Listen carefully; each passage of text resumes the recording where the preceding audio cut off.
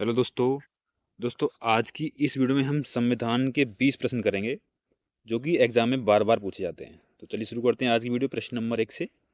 और प्रश्न नंबर 1 है, भारतीय संविधान में मौलिक अधिकार किस भाग में दिए गए हैं?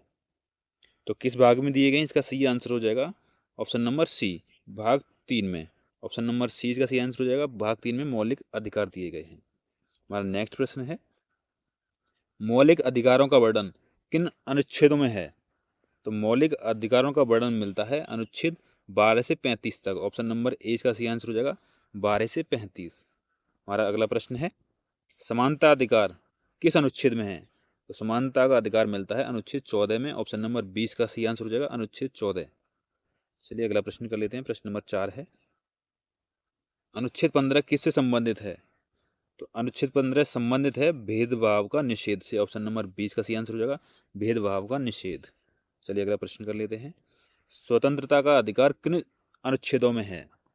तो इसका सही आंसर हो जाएगा ऑप्शन नंबर बी, 19 से 20। ऑप्शन नंबर 20 का सही आंसर हो जाएगा अनुच्छेद 19 से 22। प्रश्न नंबर 6 है, अनुच्छेद 19 में कितनी स्वतंत्रताएं दी गई हैं?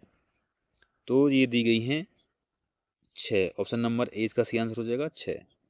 चलिए करते हैं प्रश्न नंबर 7, जीवन और व्यक्तिगत स्वतंत्रता का अधिकार किस अनुच्छेद में है? तो इसका सही आंसर हो जाएगा option number C, 21। Option number C का सही आंसर हो जाएगा 21, अनुच्छेद 21 में है। चलिए अगला प्रश्न कर लेते हैं, अनुच्छेद 21 ए किससे संबंधित है?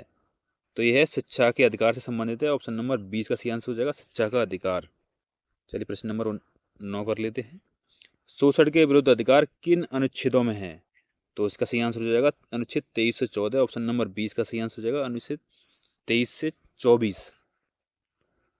चलिए प्रश्न नंबर 10 करते हैं, बाल श्रम निषेध किस अनुच्छेद में है?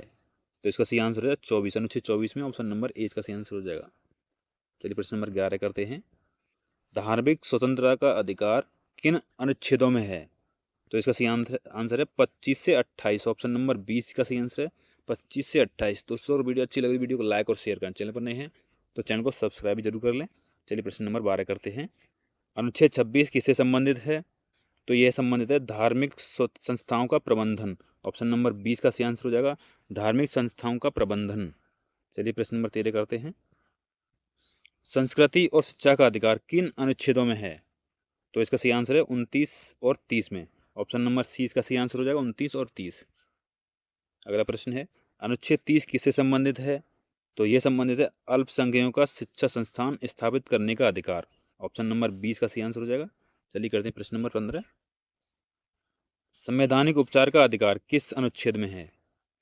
तो ये है अनुच्छेद 32 में। ऑप्शन नंबर सी का सही आंसर हो जाएगा अनुच्छेद 32।